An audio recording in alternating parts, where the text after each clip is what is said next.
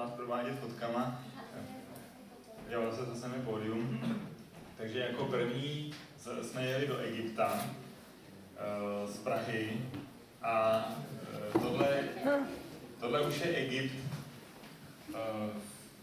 V Egyptě jsou nádherné silnice. Gita zná Egypt pouze z Hurgády a to není ten pravý Egypt. Jo? Ne, já znám Egypt, Sharm el-Sheikh. Tam jsou krásný hotely a krásné pláže.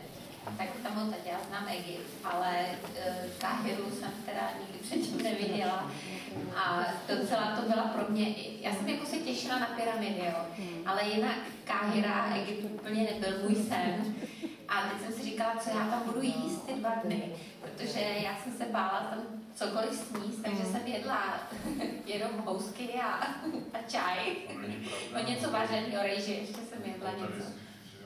No, ale úplně tak jsem se bála sníst, abych neměla nějaký průjem nebo něco, ale musím říct, že jako silnice, jo, k tomu se dostaneš, ale potom ty pyramidy, to, kvůli čemu jsme tam jeli, tak to bylo úplně neuvěřitelný. Kdo z vás jste neviděli ještě pyramidy, tak určitě si to napište na seznam snů, protože je to neuvěřitelné, co dokázali lidi před kolik 5000 let zpátky, co dokázali vytvořit jenom holejma rukama, co dokázali postavit.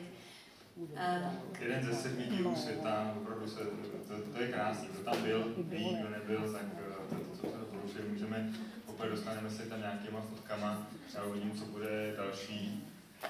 Tady jsou tam krásný hotely, my jsme tady hotel Marriott, my jsme bydleli v hotelu Hilton a jsme byli v Egyptě překvapený boty, všude krávy jsou s botama.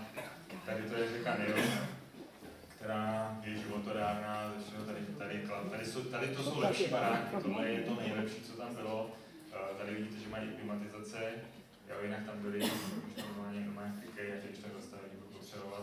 Tady jsou jiný činžáky než u nás, jo, tady to vypadá, že na každý patří jeden byt. Takže tohle je to lepší a tady potom standard v Egyptě, co jsme viděli, ubikace, tomhle tom bydlí lidi, to není zastavený, takhle vypadá provoz, tady to zastav. Takhle vypadá normální provoz a podobně vypadá taxi, který jsme jeli.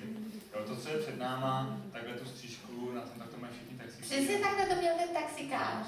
My jsme si nemohli vybrat, kterým taxikem pojedeme. A to jsme měli ještě málo kufrů, to jsme měli jenom ty 2, to byla první zastávka, takže na nás vyšel nějaký, co to bylo, nějaký francouzský auto, asi 30 let starý. Peugeot 405, tuším. No, tak to auto bylo tak velmi mladší než já. Tak 43 let starý, Peugeot. A já jsem normálně, já jsem nevěřila, tam byly 2 pruhy. Byly tam 2 pruhy, ale ty auta jezdily ve 4 pruzích. Jako tady, to je klasika, jo.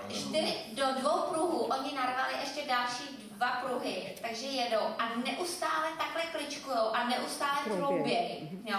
A teď si představte, jak se jede ve 40 let starém autě bez klimatizace v horku, kdy ten taxikář pořád takhle kličkuje a teďka máte pocit, že každou vteřinu nabourá, jo. Tak já jsem přemýšlela, jestli budu zvracet dopředu na to jeho přední sedadlo, anebo jestli z okýnka na to vedlejší auto, jo, který bylo asi takovýhle kousíček od nás. Tak to byl zážitek, kufry jsme měli přivázaný takhle na té střeše, tak jako ten vodec vedle máte štafle, tak takhle přikultovali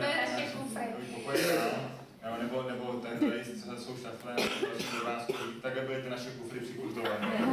A to naše auto vypadalo to právě nafotil, aby člověk viděl, že tady je autoopravná.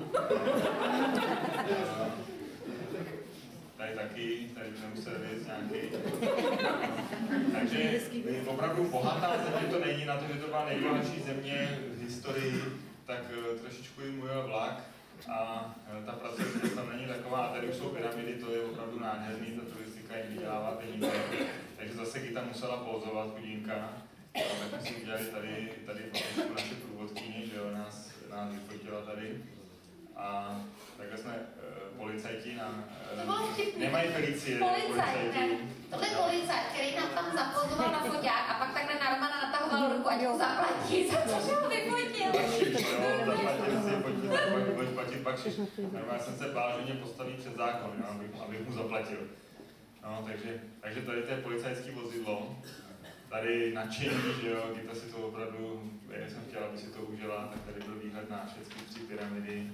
No, tady jsem říkal, ještě tu ruku vejš, protože to bude pěkná fotka, jo, všechno to vypadá hezký. Jo, takže tady to pak společně, se nechali někým vyfotit, to nás taky stálo těžký peníze, aby dostal peníze zpátky. A tady jsou ty kvádry, jo, ze kterých je ta pyramida stavěná, tak si dokážete představit, jak musí být těžký. Jo, takže tady je vidět ta velikost, tady jsem tu postavil tak, aby ta pyramida vypadala malinká a z malinkých kamínků, ale za chvilku je tam fotka, kde je vidět tak velikost té pyramidy a velikost těch balvanů. No, tady ještě ne. Jsou krásné fotky. Jo, tady jsem se já zapozoval. A kromě jsme štěstí na počasí a tady je to vidět, jo, taký balvan je to postavený. A tohle, přátelé, stavět takovou pyramidu musí být týmová práce. No, to je poučení. Protože tady, ať si člověk hrne ruce, jak si hrne, tak bez týmu by tohleto nezvládl a nepostavil by ani jeden kámen, ještě když se vezme, že to stavili před 5000 lety a že to táhli nějakých 250 km, takže byly ty balvany, tak opravdu to musela být týmová práce a ty týmy byly pěkně veliký a museli pěkně dobře spolupracovat. No. Takže pojedeme dál. Tady je Sfinga, že jo? Tam je pár fotek se Sfingou a tady Sfinga a pyramida, takže to tak udělal do prostředku, tady jsem vytvořil Sfingou. Jo, to bylo hezký, tady si někdy zaschovávala, nějak jsem ji vyfotil za jedním těch balvanů. Tady má tu Sfingu a pyramidu. Ještě proti sluníčku. Tady jsme se byli podívat, jak se vyrábí papyrus. Jo, to byla taky zajímavá zkušenost, nám ukázali, jak udělat papír, jsme to zkoušeli přetrhnout, to dát do ruky, přetrhně to a říkám, to by to chlapče asi nikdy jinou nepřetrhne.